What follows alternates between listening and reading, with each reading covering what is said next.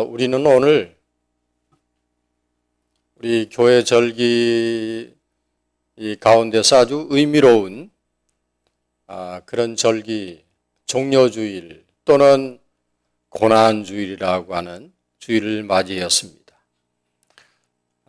아시는 대로 종려주일이라고 하는 것은 예수님께서 이스라엘의 왕으로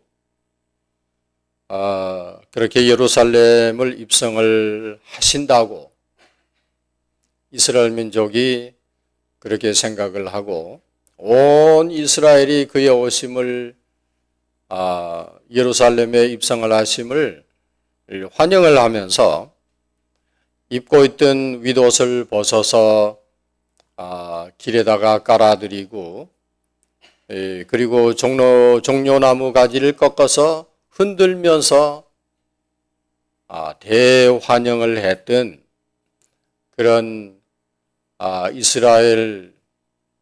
이스라엘의 예수님 환영 사건을 기념하는 그런 절기입니다.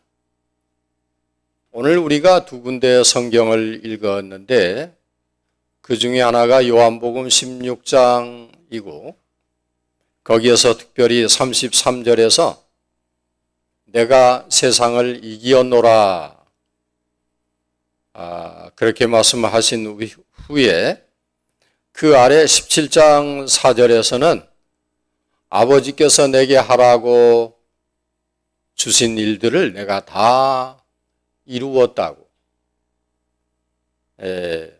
그래서 그 아버지를 이 세상에서 영화롭게 하셨사오니 하나 이 말씀을 하실 때 예수님의 나이는 오늘 우리 시대로 따지면 아직 철부지인, 요즘 서른은 철들지 않았다고 생각하죠. 그 당대에 예수님 나이는 30대였어요. 우리 그 발표에 의하면 인간의 수명이 많이 길어졌다죠. 그런데 1990년도에 나온 자료에 의하면 세계 인류의 수명이 40세였다고. 그런데 불과 2, 3년 전 2013년 통계 자료에 의하면 10대 강대국 선진국 사람들의 평균 수명이 79세라고. 그럼 완전히 더블로 올라간 것입니다. 그런데 우리 미국 사람들의 평균 수명은 남자가 77이고 여자가 81로 그렇게 통계가 나와 있습니다. 미국 사람들의 선진국 연령에 비하면 2살이 더 아래더군요. 어쨌든 1990년대에 우리 인류의 수명하고 오늘날의 수명이 2배로 늘어났다. 이걸 가지고 대서특필을 하고 자랑하는 분들이 많이 계십니다. 어떤 한 분이 자신의 그 77생애를 한번 이렇게 계산을 해보았대요. 계산을 해보았는데 세분해서 계산을 했는데 잠자는데 20년, 77세를 계산을 해서 잠자는데 70년, 20년, 그리고 한 20년을 일을 했더라고. 한 20년은 일을 하고, 그리고 먹는데 6년이나, 많이도 먹었죠. 6년간을 먹어댔으니, 그리고 집에 앉아서 텔레비전을 보는데 8년 동안 텔레비전을 보고 있었네요. 쇼핑하는데 5년, 누구를 만나기 위해서 소모한 세월이 2년, 화장실에 앉아서 일 보는데 2년 반이나, 그리고 한 2년 반은 잡생각을 하고 잡념을 하고 하는데 한 2년 반, 커피 마시고 차 마시는데 2년, 전화 받는데 1년, 그리고 그냥 왔다 갔다 그냥 별일 없이 그냥 왔다 갔다 한 세월이 9년. 9년 세월을 이렇게 흘려보낸 것을 확인을 했다는 얘기입니다. 그러니까 이 사람이 자기 생애를 돌아보았을 때, 아하, 나는 별 의미 없이 내 생애를 지내왔구나 하는 것을 얘기한 것이죠. 그 중에 한 분은요, 인생을 아침 6시부터 밤 12시까지 나누어서 자기 생애를 좀 생각을 해보았는데, 만약에 내 나이가 15이면 아침 9시 38분을 지나는 거고, 20살이면 그러면 10시 51분을 지나는 거고, 25이면 12시 4분, 좀 건너뛰어서 내 나이가 50이라고 한다면 6시 8분 저녁 먹어야 돼. 55세면은 7시 55분, 그러니까 8시네요. 그리고 60세가 되면 저녁 8시 34분을 맞이하는 것이고, 65세면 9시 47분이고, 70이 넘었으면 12시 자정이 가까워서 이불 덮고 자야 돼. 일생을 하루 시간에다가 견주었더니 이렇게 그 일생이 빨리 지나가는 것을 새삼 느꼈다는 것입니다. 그리고요, 일생을 다 끝내고 죽음을 맞이한 한 몇 사람의 반응이 이러합니다. 세계를 제패하려고 했던 저 유명한 프랑스의 나폴레옹은 죽는 순간 자신이 그토록 사랑했던 3가지를 들먹이면서 이렇게 중얼거렸다고 합니다. 내 조국 프랑스,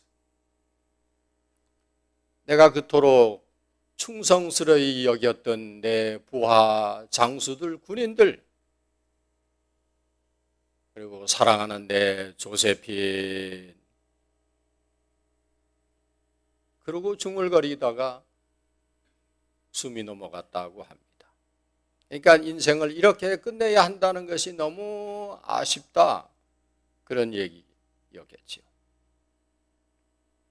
세계적인 악장 베토벤은 죽으면서 옆에 앉아있는 친구에게 이렇게 되뇌었습니다. 이제 내게 재미있는 일은 다 끝났네. 그의 그 말 속에는 인생의 그 허무와 체념이 묻어있는 얘기라 하겠습니다. 세계적인 문학가 하면 톨스토이를 들 텐데, 이 양반은 얼마나 많은 죽음에 대한 얼마나 많은 글과 작품을 남겼습니까? 그런데 막상 자기가 죽음을 맞이하게 되니까 불안과 공포에 떨면서 이렇게 말하면서 운명을 했습니다. 내가 이제 어찌해야 하나?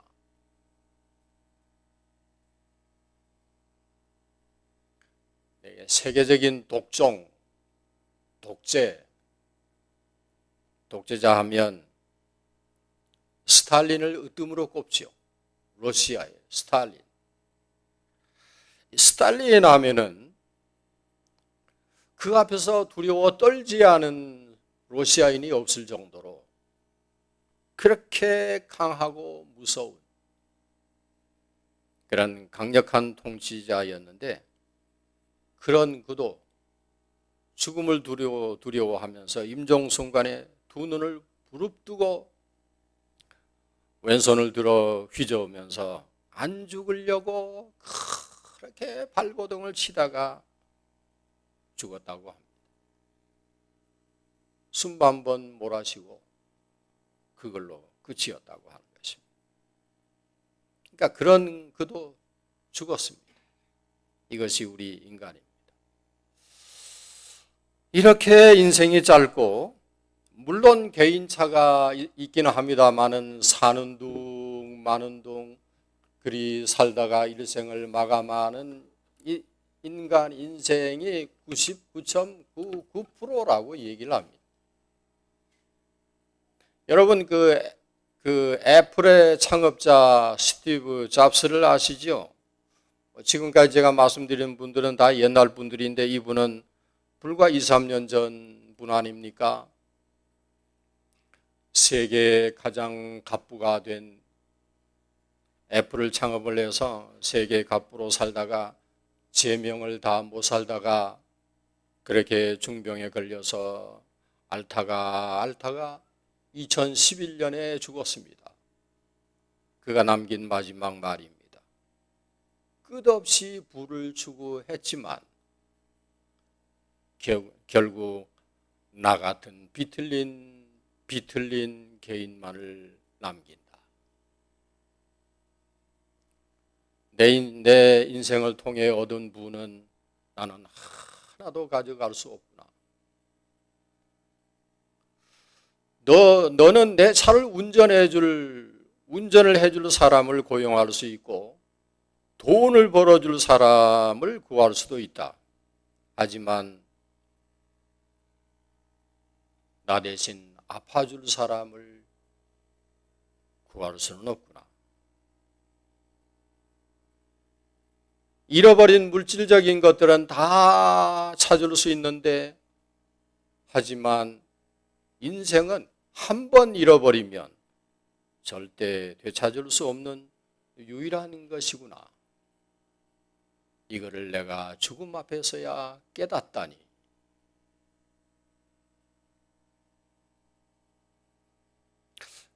그러니까 결국 자신을 그렇게 후회하면서 숨을 거두었습니다.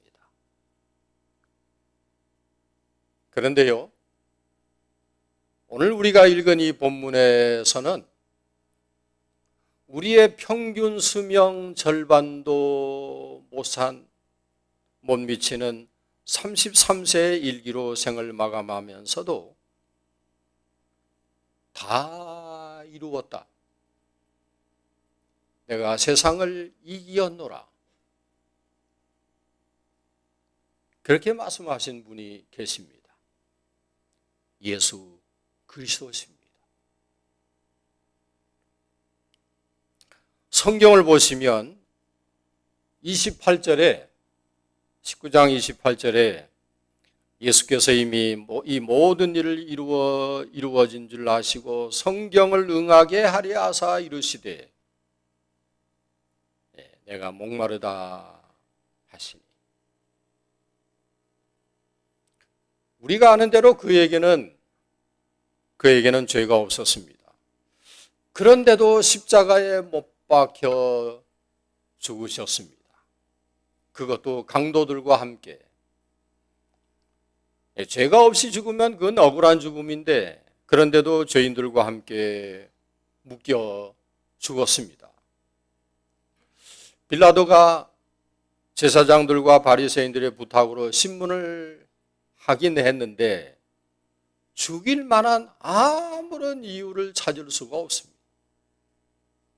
아주 난처해했었는데 그래서 빌라도가 다시 제사장들과 서기관들에게 이 예수님을 넘겨버리죠. 당신들이 알아서 하라고. 나는 어찌할 수 없다고 넘겼습니다.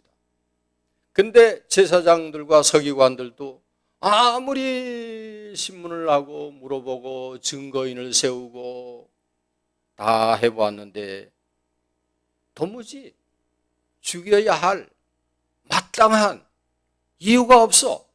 그래서 다시 빌라도에게로 넘어갔습니다.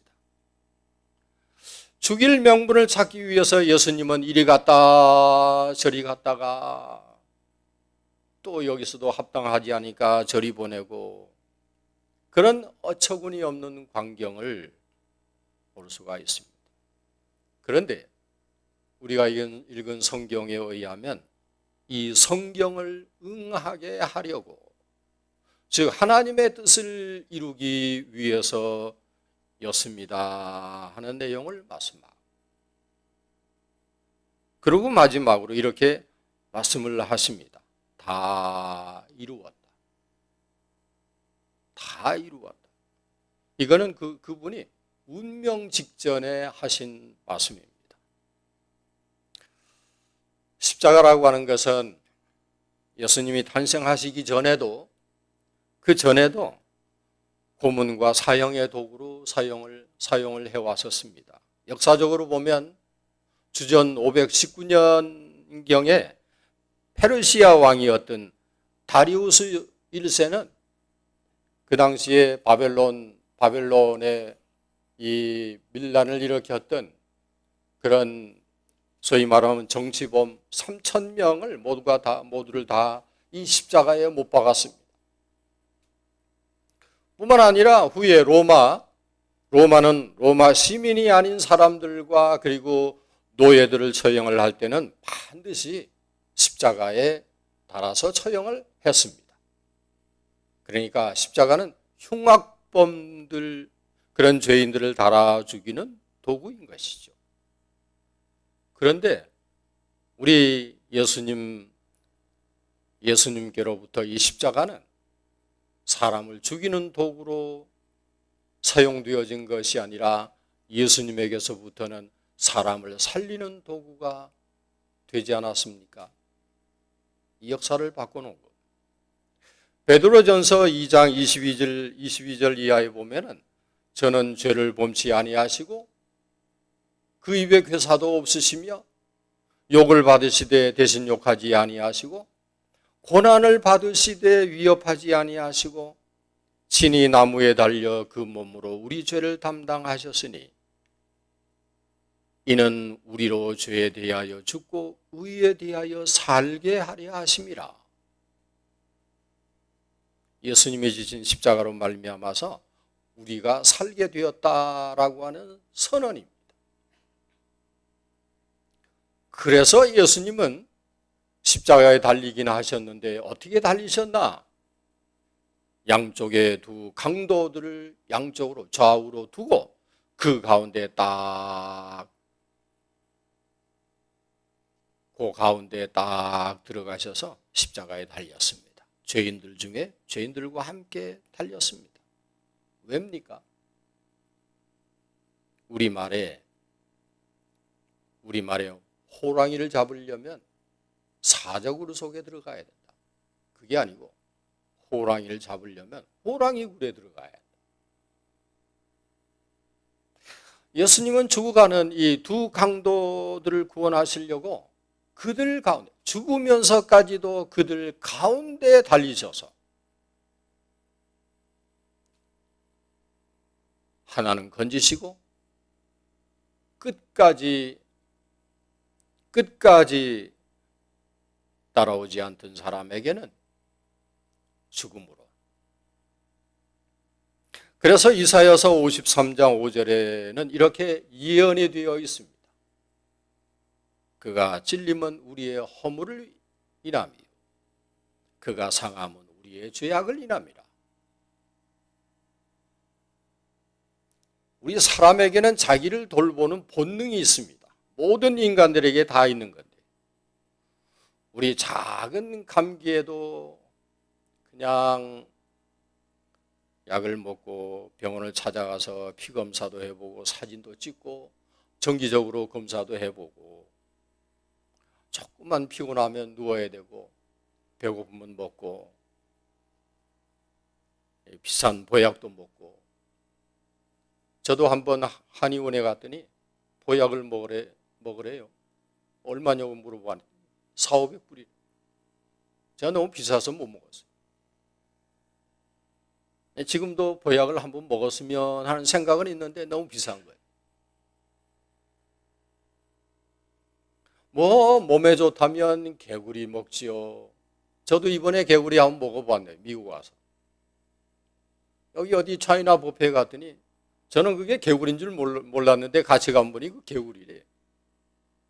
개구리 먹죠. 뱀 먹지요. 구데기 먹지요. 구데기 구데기 어느 나라에 가면 아주 인류 요리죠. 그거 먹으러 또 한국에서 많이 간대네요. 구데기 먹죠. 지렁이 먹죠. 닥치는 대로 먹는 거예요. 그런데 우리 예수님께서는 자기 몸을 돌보지 않으셨습니다. 머리 둘 곳이 없으셨습니다. 그리고 남의 짐까지 스스로 지셨습니다. 그가 질림은 우리의 허물을 인함이요 그가 상함은 우리의 죄악을 인함이라. 이사야서 53장 5절에 보면은 또 그가 징계를 받음으로 우리가 평화를 누리고. 그렇습니다. 우리 첫 인간이었던 아담과 그 하와는 모든 인간에게 저주와 그리고 가시를 가져다 주었습니다. 이로써 우리 인간은 저주 아래에 있어야 했고 가시에 찔리는 것 같은 고통 속에 우리는 살아 지내야 했었습니다. 그런데 예수님은 그 모든 죄와 저주를 다 담당하셨습니다. 53장 4절을 보시죠. 그는 실로 우리의 질고를 지고 우리의 슬픔을 당하였거늘.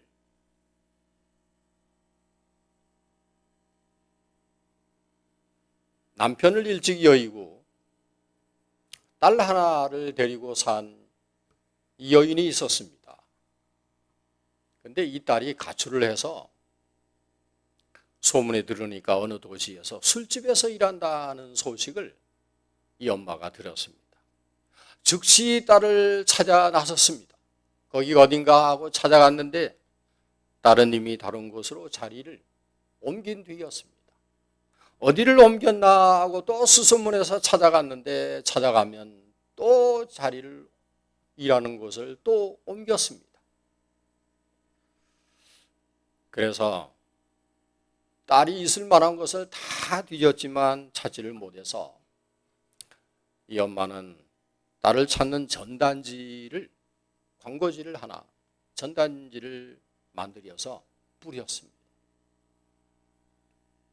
보통 전단지를 만들어서 뿌릴 때는 찾는 사람의 얼굴을 거기다가 박는데, 근데 이 전단지에는 딸의 사진 대신에 처음에 딸의 사진을 거기다가 박았다가 옆으로 치우고 어미인 자신의 얼굴 사진과 함께 이런 내용을 실어 뿌렸습니다. 사랑하는 딸아, 어머니가 너를 간절히 기다리고 있다. 이 딸 얼굴이 팔릴까 봐서 대신 자기 사진을 넣었던 것이죠. 그리고 어쩌다가 이 전단지가 딸의 손에 들어갔네요. 그런데 보니까 거기에 어머니 얼굴이 있습니다. 그리고 거기에 이렇게 적혀 있네요. 네 어머님을 알아보거든 속히 돌아오거라. 너의 엄마. 이 어머니의 사진을 보고 그 글을 읽는 순간 딸은 얼굴을 감싸쥔 채 한없이 울었습니다. 더 이상 숨을 수가 없습니다. 그리고 자리를 박차고 일어났습니다. 어머니 얼굴이 더 이상 팔리지 않게 곧장 어머니의 품으로 돌아왔습니다. 그리고 통해 눈물을 흘리면서 한 딸의 고백이 이렇습니다. 나 위에 대신 수치를 당하신 어머니를 도저히 외면할 수가 없었습니다. 하는 얘기. 예수님이 어찌 이 어머니의 비유가 되겠습니까만, 사실은 세상은 이런 숭고한 희생자들의 수고에 의해서 지탱되기도 하고 향기를 발하기도 하는 것이죠. 어디든지 교회 안에도 이런 한두 사람 몇 사람 이런 숭고한 희생정신, 봉사정신, 섬김의 정신, 이것이 향기를 발하여 교회가 되고 교회가 유지가 되고 교회가 앞날을 향해서 성장하고 발전하기도 하는 것입니다. 어디에나 그렇습니다. 하나님께서는 우리 인류들을 위해서 이 한 분 아들 예수 그리스도를 이 땅에 숭고한 희생자로 그렇게 보내셨습니다. 우리 인간 구원은 예수님께서 우리를 위해서 대신 당하신 십자가의 고통, 이 고난에서 왔습니다. 그분이 하신 마지막 말, 다 이루었다. 성도 여러분의 생애의 끝이 주께서 다 이루어 놓으신 이 구원으로 평화와 안식을 다 누리게 되시기를 주 이름으로 축원합니다. 기도하겠습니다.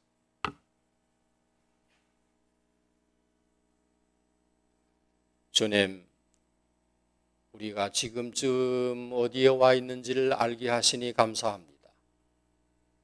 우리가 우리의 일생을 구가하면서 내 생애는 이래야 되겠다, 이렇게 살리다, 나는 이런 인생이 돼야 되겠다, 나는 얼마 많은 사람이 되기를 원한다 하는 그런 마음들을 가지고 여태까지 왔습니다.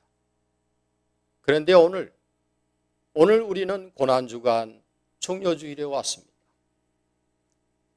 이 즈음에 이때가 되면 우리의 인생살이 결판을 내야 할 순간인 그런 즈음에 나는 그동안 어찌 살아왔나?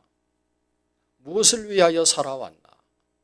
내게 가장 중요하게 여긴 것은 무엇인가? 오늘 이 주일날 우리 다시 한번 주님 앞에 우리 자신을 펼쳐내 보이게 된 것을 감사드립니다.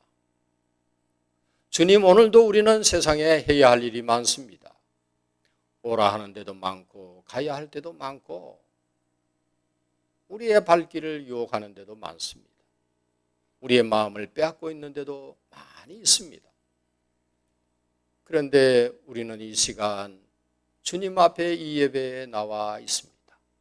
그리고 주의 말씀을 듣습니다. 주님을 대면합니다. 우리를 위하여 내가 세상을 이기오너라 강하고 담대하라, 내가 너희를 위하여 다 이루었다고 말씀하신 그 주님을 만납니다. 이 자리에 나와 있는 우리를, 주님도 우리를 만나 주시는 줄 믿습니다. 주님과 우리 사이에 주님이 원하시는 뜻이 이루어지기를 원합니다. 우리가 세상에서 하고픈 일들이 얼마나 많습니까? 정말 우리가 무엇을 중심으로 살아야 할지를 이 종려주일 고난주일에는 진실로 우리가 다시 한번 옷깃을 여미며 주님 앞에서 우리 자신을 보여드리며 다시금 추스르는 우리의 삶이 우리의 생애가 되어지기를, 그래서 다 이루신 주님의 놀라우신 역사 안에 우리의 삶의 한 지평이 마련되어지는 그런 은혜를 나리워 주시고 예수님의 이름으로